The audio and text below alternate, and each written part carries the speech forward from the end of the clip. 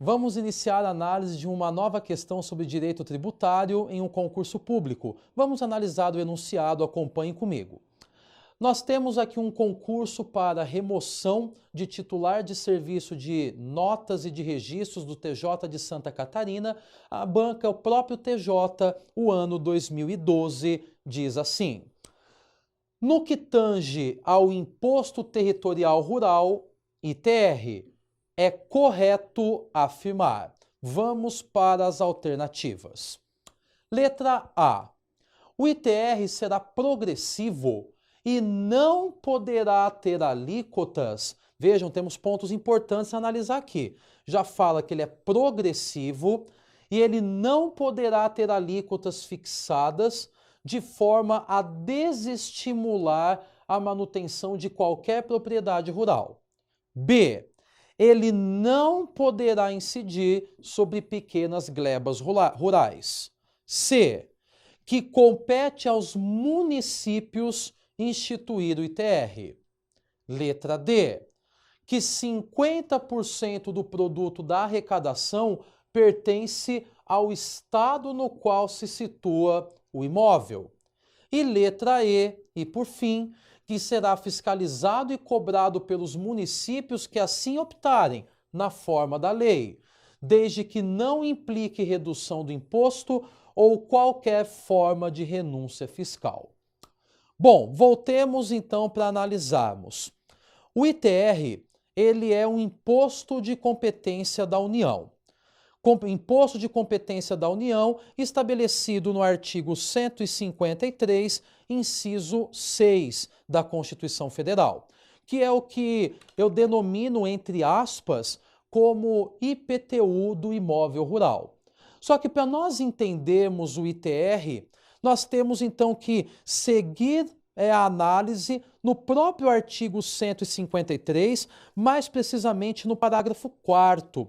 Porque no artigo 153, parágrafo 4º, nós teremos algumas informações relevantes sobre o ITR e que nos ajudará a responder esta questão que acabamos de analisar.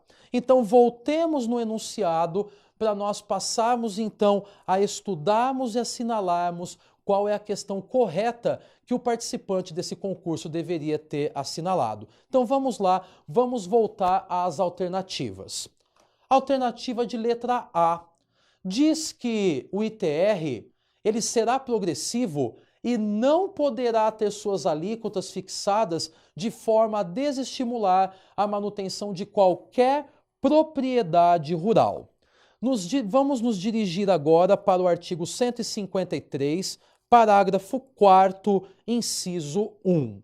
O parágrafo 4º diz assim: o imposto previsto no inciso 6, que é o ITR, inciso 1, será progressivo e terá suas alíquotas fixadas de forma a desestimular a manutenção de propriedades improdutivas. Então, voltemos para a alternativa A. Essa alternativa A, ela está incorreta, porque diz que poderá ter alíquotas fixadas de modo a desestimular as propriedades improdutivas. Letra B. Diz que o ITR não poderá incidir sobre pequenas glebas rurais. Vejam que a alternativa B, ela traz um ponto importante, que seria um caso de imunidade, onde as pequenas glebas rurais não poderiam ter incidência de ITR. Só que o que diz o artigo 153, parágrafo 4º, inciso 2? O inciso 2 diz assim: que não incidirá o ITR sobre pequenas glebas rurais. Até aí, a alternativa estaria correta, vírgula, definidas em lei quando as explore o proprietário que não possua outro imóvel. Então vejam que para que incida essa imunidade de ITR sobre a pequena gleba rural, existe uma condição, e a condição é que este proprietário rural ele não detenha outro imóvel. Desta maneira, voltemos à alternativa B. A alternativa B ela generaliza e não traz a condição de que o imóvel, ele efetivamente, nos termos do inciso 2, seja explorado pelo proprietário que não tenha outro imóvel. Desta maneira, a alternativa B está incorreta.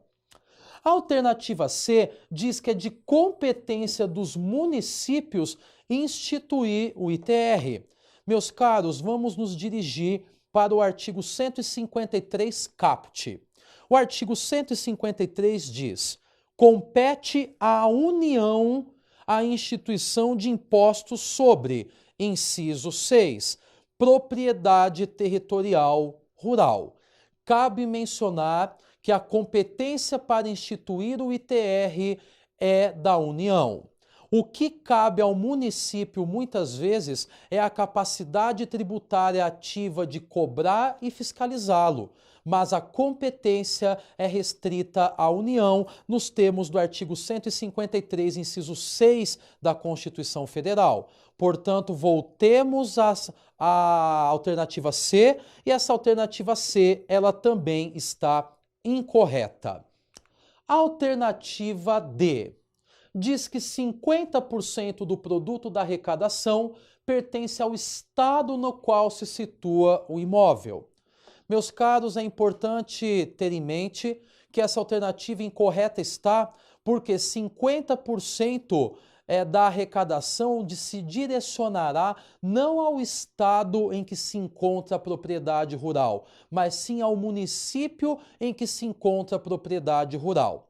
Cabe frisar que caso o município ele opte, através de convênio com a União, em efetuar a cobrança e a fiscalização do ITR, de 50% que lhe cabe, passará a arrecadação a reverter-se 100% para o município. Mas percebam que não é uma mudança de competência tributária, mas sim a capacidade tributária ativa sendo transferida para o município.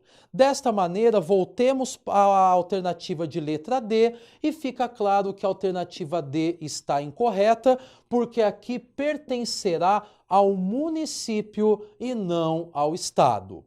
E letra E e última diz que, e claro será a correta, diz que o ITR será fiscalizado e cobrado pelos municípios que assim optarem, na forma da lei, desde que não implique redução do imposto ou qualquer outra forma de renúncia fiscal. Para respondermos a alternativa E e vermos de fato que a alternativa correta que deveria ser assinalada, nós temos que nos dirigir para o artigo 153, parágrafo 4º, inciso 3. O inciso 3 diz assim: que o ITR será fiscalizado e cobrado pelos municípios que assim optarem na forma da lei, desde que não implique redução do imposto ou qualquer outra forma de renúncia fiscal. Portanto, este é o texto do artigo 153, parágrafo 4º, inciso 3. E esse inciso 3, ele traz o texto em consonância com o que diz a alternativa E. Portanto, correta está a alternativa E.